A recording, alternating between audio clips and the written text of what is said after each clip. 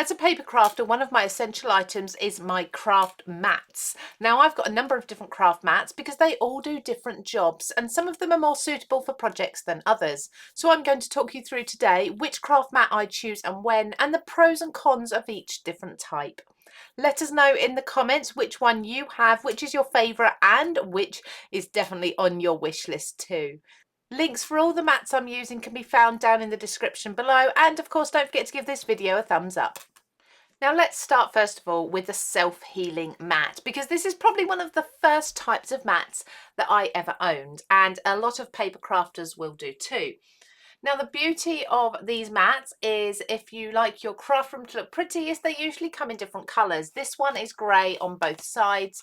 They all have the guidelines, measurements and such on them, but you can literally pick these up in absolutely any colour you wish if you search high enough. Now self-healing mats do exactly that. They kind of heal themselves, and it was really helpful years ago, before we had so many dies and different paper trimmers, when we used to use a craft knife to do a lot of our cutting, and this is how I started out. Now a self-healing craft mat will naturally have a bit of grip to it anyway, so it will usually stay pretty steady on your desk or your work surface, and when you cut into it with a blade, the cut line in the mat just kind of heals itself. So this makes this really long lasting. They're also really lightweight, and you can get self-healing mats in just about any size you wish, all the way from sort of A5 down to huge that will cover your desk. If you're struggling to find one, you can always look for sewing mats, because they're commonly used with rotary cutters in soft crafts. Now for me, the only downside to a self-healing mat is because of the material that it's made out of. I do sometimes have glues and inks that will stain or stick to this, and I do struggle to always get them perfectly clean again. For the most part, a lot of mediums will just wipe off if I'm quick though.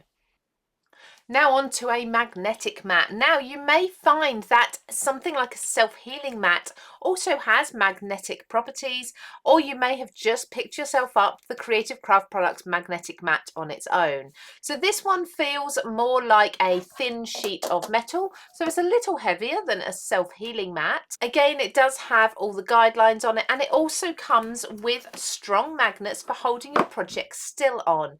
This is great if you want to do something like stenciling and hold everything in place, or if you want something a little larger than your stamping platform for those magnetic properties. You can also get the magnetic craft knife as well, and this is really handy if you want to hold your project still but also have a guide kept still for you as well. So I'm going to hold my project down like so, and I can then attach my ruler wherever I need, lining it up on the mat. That's going to stay there unless I try to budge it with my hands. So I can go away and I can do my things. I can find my pencil, for example, come back and I know that's not moved. That's perfectly in place, rather than having a ruler, for example, that could move about a lot easier. Now cleverly, the Creative Craft Products magnetic mat, this comes as 12 by 12 or 30 centimeters by 30 centimeters, so it's quite easy to store within your usual craft storage shelving, and it does have a couple of holes at the top. Now these are kind of preparing for the future, because there is a product or a tool that's going to come very soon that these are going to work with. Now, although this mat has a similar texture and feel to a self-healing mat, it doesn't actually have the self-healing properties. So if you do cut deep lines into it, it's not as such going to heal, but you're not going to see it too much. It doesn't make too much difference to the surface. And again, because of the texture, not every ink is going to fully wipe off this. You may get a little bit of staining, and again, glue will grip on quite nicely if you don't clean it up straight away. Now on to a glass mat. Again, a very popular choice amongst crafters. Lots of us have these. I love to use these in certain circumstances, but not all the time, and I'll tell you why. Now, I love to use it with my mixed media, for example, particularly with this one. I've got a space here that I can do my ink smooching on. I can add water, I can add pastes and such, and I know that everything's just going to wipe up beautifully afterwards. There's never any staining of any sort, and all glues will, even if they're dried, they'll even scrape off, so it's always kept perfectly clean. Now also on this mat, which I can't do with my magnetic mat or with my self-healing mat is I can use my heat gun over the top of it. So I can put my pieces here that I want to heat emboss, for example. If I've got mixed media projects that I'm drying off, I can use my heat gun. It will not affect the glass whatsoever.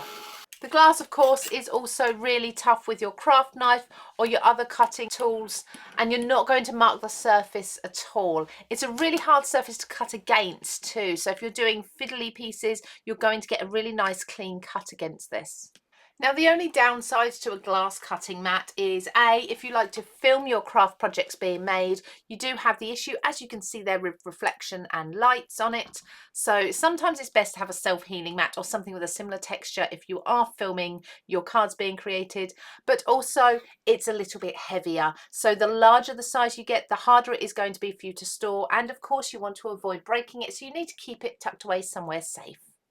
Something I always keep to hand with my mixed media projects is a heat resistant or a silicone mat. So much like the mats that you'll get for cooking, you can use a silicone mat to do your heating on. You can also wipe these clean, use your mixed media on them. Now obviously they are thinner, they will move around on your surface, and you certainly cannot in any way cut into this, so you need to be careful with your sharper tools. This is really helpful to sometimes place over the top of another mat, say for example your self-healing mat, so you can do your messy projects on and then remove it afterwards. Something that's becoming very, very popular nowadays as well is a rotating mat. Now, this self-healing mat has actually come out of the Creative Craft Products rotating mat. And as you can see, it spins round. So when you're working on your projects, you can move this around as you wish, making things like cutting and trimming much easier. And also anything where you're working on a large piece of cardstock and you may want to keep moving it around. Now, the beauty of having a rotating mat in your craft arsenal is that you can then use this alongside your other mats. So for example, if I want to specifically use a glass cutting mat, but I like the properties of having it rotating, I can stick this onto my rotating mat. Because of the surface of the rotating mat, that will grip really well onto the back of the glass mat. So I've then got the benefits of both the glass mat surface and the rotating element. And this also works equally as well with the magnetic mat. So with most of the mats I've shown you, so the rotating one, the magnetic one and the glass one, we have these under the Creative Craft Products range. Now you will find some of these from different companies and brands, but we think ours are really competitively priced, and in my opinion the quality is equally as good with all of them. These are all I use in my craft room now. I love them and I hope you'll love them just as much too.